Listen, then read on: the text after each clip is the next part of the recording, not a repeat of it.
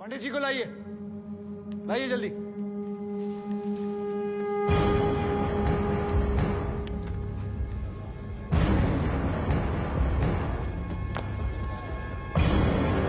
चलेगी, witness box में आ जाइए।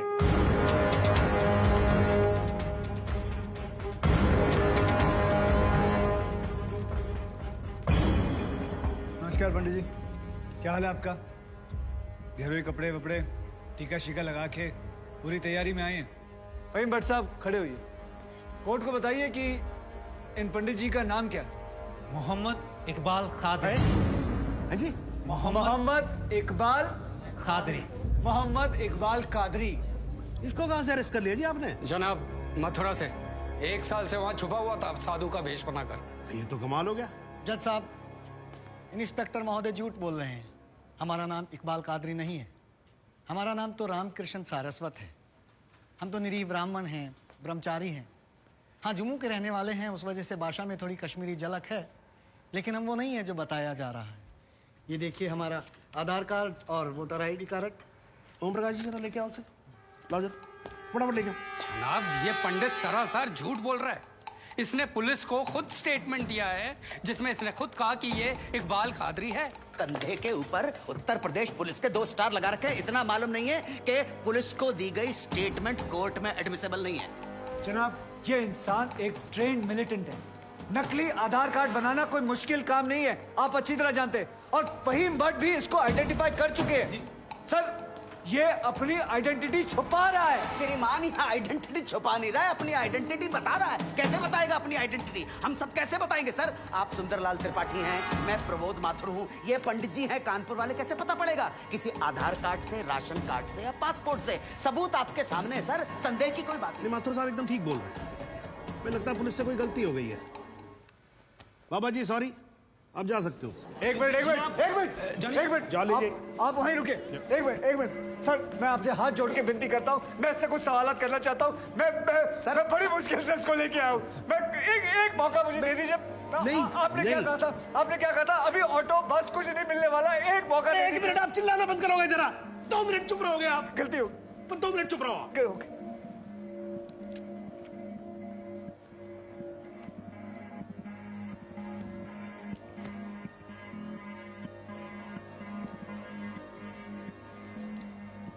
ठीक है, मैं विटनेस को अलाउ करता हूँ। अरे सर, अब क्या सर? माथुर साहब, I think court has the right to decide. Okay जी, and court has decided. Please.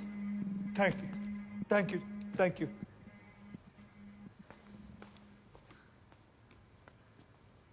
तो आप मेरी ब्राह्मण ब्रह्मचारी, तो फिर धर्म का बड़ा ज्ञान होगा आपको। अवश्य है। मैं भी कान्यकुब्ज ब्राह्मण हूं, वो भी जनेऊधारी। तो चलिए 2 ब्राह्मणों के बीच में शास्त्रार्थ हो जाए। पूछिए, क्या पूछना है? चलिए गायत्री मंत्र सुनाइए। ओम भूर्भुवस्वः तत्सवितुर्वरेण्यं भर्गो देवस्य धीमहि धियो यो नः प्रचोदयात्। बहुत बढ़िया, पूरा नाम बताएं। रामकृष्ण प्रेमकृष्ण सारस्वत। धर्म? हिंदू धर्म में कितने वेद हैं? 4। नाम बताएं। ऋग्वेद, सामवेद, यजुर्वेद, अथर्ववेद। 4 युगों के नाम बताएं। सतयुग, द्वापर, त्रेता, कलयुग। वर्ण कितने हैं? 4। ब्राह्मण, क्षत्रिय, वैश्य, शूद्र। आपका वर्ण क्या है? ब्राह्मण। कौन से ब्राह्मण? गौर ब्राह्मण। कौन से गौर? सांदे गौर। गोत्र? शांडिलिया। प्रवार? वशिष्ठ। वेद? यजुर्वेद। उपवेद? बेतरयानी। मुख? श्रीमुख। कुल देवता? सप्तसुरी। चरण? वाम। बिस्वा? या अल्लाह, इससे आगे भी होता है। क्या कहा आपने? बिस्वा नहीं पता, आपने- नहीं पता, बिस्वा नहीं पता। बिस्वा से पहले क्या कहा? बिस्वा से पहले क्या कहा इकबाल कादरी? लानत है तेरे पे इकबाल कादरी, लानत है। अब तो अल्लाह का नाम भी आ गया जुबान पे। अब तो सच बोल। देख, तू कुछ भी कर ले, तू बचेगा नहीं। कब तक जिएगा झूठ की जिंदगी? अस्तगफिरुल्लाह। 91 पोस्ट क़यामत के 2 कुछ बुद्धि खुदाइश। मैं आईने वाला सितने किया खुदा जो उच्छान कुछ गुनाहगार सोई कर फैसलन पोस्ट क्या छो पोस्ट केचो ना परवायती करना मिला इंसाफ खुदा करे इंसाफ पन्ने दरबार बस इंशाल्लाह। इकबाल कादरी, अगर मैं चाहता था तुम्हारा मेडिकल टेस्ट करवा के ये पता कर सकता तुम कितने बड़े पंडित हो। मगर मुझे तुम्हारी जुबान से सुनना था। कोर्ट को बताओ तुम्हारा असली नाम क्या है, बताओ।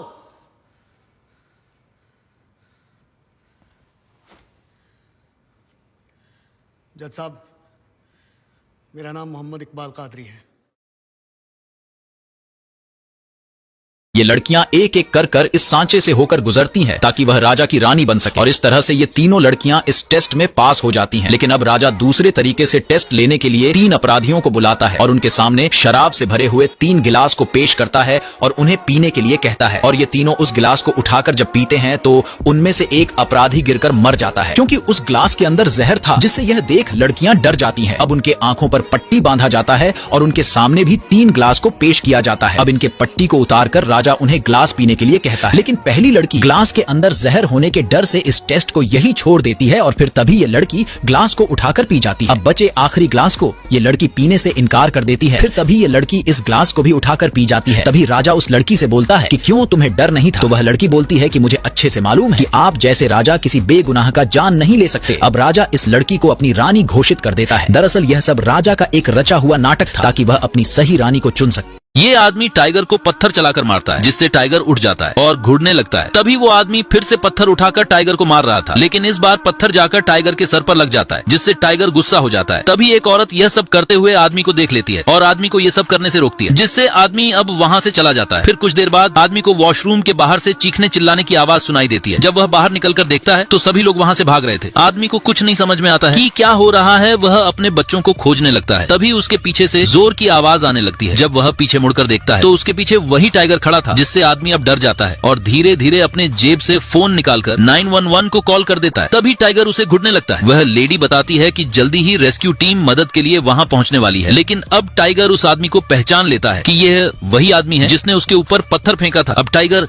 आदमी के ऊपर अटैक करने वाला था। तभी आदमी जाल के ऊपर कूद के दूसरी तरफ आ जाता है। तभी रेस्क्यू टीम आकर टाइगर को बेहोश कर आदमी को बचा लेती है। ये औरत एक बच्चे को जन्म दे रही थी। तभी एक छोटा सा हाथ औरत के पेट से बाहर निकलता है। तभी बच्चा खुद ही अपने माँ के पास बाहर आता है, जिस वजह से वहाँ मौजूद सभी लोग हैरान हो जाते हैं। तभी बच्चा अपने पिता का फोन लेता है और स्मार्ट तरीके से स्वाइप अप करके टैब पर क्लिक करता है और वह गूगल पर सर्च करता है कि कैसे गर्भनाल को काटा जाता है। बच्चा नर्स से कैंची मांगता है और बड़ी ही सफाई से अपना गर्भनाल खुद ही काट लेता है। ये देख सभी डॉक्टर शॉक हो जाते हैं। फिर नर्स बच्चे को कपड़ा पहनाती है। तभी बच्चा नर्स के फोन को उसके पैकेट से निकाल लेता है और एक सेल्फी लेता है, जिसे वो इंस्टाग्राम पर अपलोड कर देता है। तभी बच्चा अचानक से नीचे गिर जाता है, जिससे सभी लोग डर जाते हैं, लेकिन बच्चा अच्छी किस्मत वाला था, उसे कुछ नहीं होता है। बच्चा अब डॉक्टर के लैपटॉप के पास जाता है और अपने YouTube चैनल को खोलकर वीडियो शेयर करता है। इसके बाद अब बच्चा लाइव आकर डॉक्टर का वीडियो बनाने लगता है और वहाँ से फिर बाहर निकल जाता है। बच्चे को पता चलता है कि उसका तो अभी वैक्सीन लगा ही नहीं, इसीलिए वह गूगल मैप की सहायता से अपने नजदीक के वैक्सीन सेंटर को खोज कर वहाँ जाने लगता है, जिसके कारण अब बच्चा इंटरनेट पर छा। इस आदमी ने अपनी पूरी जिंदगी में किसी चीज के लिए कभी भी पैसे खर्च नहीं किए और अभी तक कोई इसे पकड़ भी नहीं पाया है। जब इसे भूख लगती है तो यह किसी भी रेस्टोरेंट में जाकर वहाँ चुपके से चीजों को आपस में बदलकर कॉफी का ग्लास खाली कर देता है और चुपके से वेटर के प्लेट से खाने को चुराकर अपनी भूख मिटा लेता है और दूसरे की टिप दिए गए पैसों को थमाकर वहाँ से बड़े आराम से निकल जाता है, मानो कि वो वहाँ का रेगुलर कस्टमर हो। ऐसे ही एक दिन वो मॉल जाता है, लेकिन यहाँ पर इसका चोरी करने का तरीका गजब का होता है। ये मॉल में रखे हुए सामानों को चुपके से चोरी करके दूसरे के बैग और पॉकेट में डाल देता है और फिर जो भी चीजें इसे जरूरत की लगती है वो अपने कोट में छुपा लेता है। अब लोग जैसे ही बाहर जाते हैं तभी अलार्म बजनी शुरू हो जाती है। अब सेल्स गर्ल भी कंफ्यूज थी। तभी ये अपने मैनेजर को इसके बारे में बताती है। मैनेजर कहता है कि हो सकता है कि अलार्म खराब हो चुका है और कहता है कि फिलहाल के लिए लोगों को जाने दो। अब सेल्स गर्ल सभी को जाने देती है, जिसमें ये आदमी भी एक कैंडी का बिलिंग करवाकर और बाकी सारे सामानों को अपने कोट के अंदर छुपाकर बड़ी सफाई से वहाँ से निकल जाता है। ब्रश करते हुए लड़के को कुछ आहट होता है। वो दरवाजे की तरफ देखता है जो अपने आप खुल रहा था। तभी उसे एक भूतनी का पैर दिखाई देता है जो हवा में भटक रही थी। तभी इस लड़के को पता चलता है कि ये भूतों को देख सकता है। भूतनी भी ये पता लगाने के लिए झट से लड़के के सामने आ जाती है और पूछती है कि तुम मुझे देख सकते हो क्या? लेकिन लड़का बिना कोई एक्सप्रेशन दिए चुपचाप ब्रश करने लगता है। भूतनी को इस पर शक हो जाता है और वो छम छम छम करके पता लगा लेती है कि लड़का उसे देख पा रहा है। फिर भूतनी अपना मुंह खोलती है। उसकी काली बदबूदार हवा लड़का बर्दाश्त नहीं कर पाता और वो भूतनी को खींचकर एक चाटा लगाता है, जिससे उसका सारा भूतियापन निकल जाता है। भूतनी को भी लगता है कि यार मैं क्या ही भूतनी बनूंगी और वे अपने भूतियापंती से संन्यास लेकर पतली गली से निकल जाती है।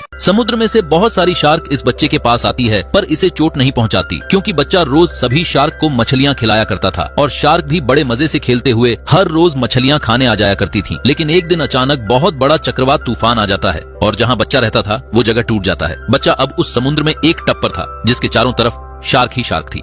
बच्चा बहुत डर जाता है क्योंकि शार्क बच्चे को घेर लेती है, लेकिन फिर शार्क पहचान जाती है कि ये तो वही बच्चा है जो हर रोज इनको मछलियां खिलाया करता था। फिर शार्क बच्चे को अपने ऊपर बिठाकर एक जगह पर ले जाती है जहाँ शार्कों का झुंड रहता है।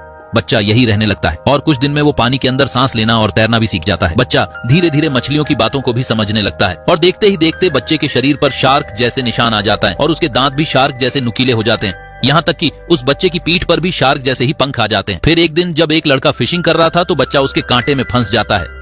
इस प्लेन के अंदर जरा से भी किसी ने आवाज निकालने की कोशिश की तो उसके साथ कुछ भी हो सकता है। दरअसल ये फ्लाइट टेक ऑफ होने वाली होती है, तभी एयर होस्टेस सभी यात्रियों को शांत हो जाने के लिए कहती है। ये सभी को इंस्ट्रक्शन देती है कि कोई भी इस फ्लाइट में जरा से भी आवाज ना निकाले, नहीं तो एक क्रिएचर आके उसे अपने साथ लेकर चला जाएगा। अब सभी लोग एयर होस्टेस की बातों को सुनकर डर रहे थे। वही ये बुढ़ा अपनी सेटिंग करने के चक्कर में लगा था। तभी एयर होस्टेस बुढ़े चाचा जी को बुढ़ापे में हरियाली देखने से मना कर देती है और शांत होने के लिए बोलती है। ये लड़की ज्यादा फोन पर बकबक करती है जिससे एयर होस्टेस उसके फोन को ले लेती है। ये बच्चा भी रो रहा था, ये उस बच्चे को चुप करा देती है। अब सभी लोग शांत थे, लेकिन तभी यह कल्लू अपनी गलती की वजह से गायब हो जाता है। यह क्रू मेंबर कुछ अनाउंस कर रहा था, तभी वो क्रिएचर उसे भी गायब कर देता है। ये चाचा टांग उठाकर आराम करने के चक्कर में मौके का फायदा उठा रहे थे, लेकिन अगले ही पल उनके कर्मों का फल मिल जाता है। ये यात्री डरा हुआ था क्योंकि उसके साथ एक तोता था। वह जानता था कि अगर तोते ने आवाज करी तो वो भी उसके साथ गायब हो जाएगा और आखिरी में भी वैसा ही हुआ।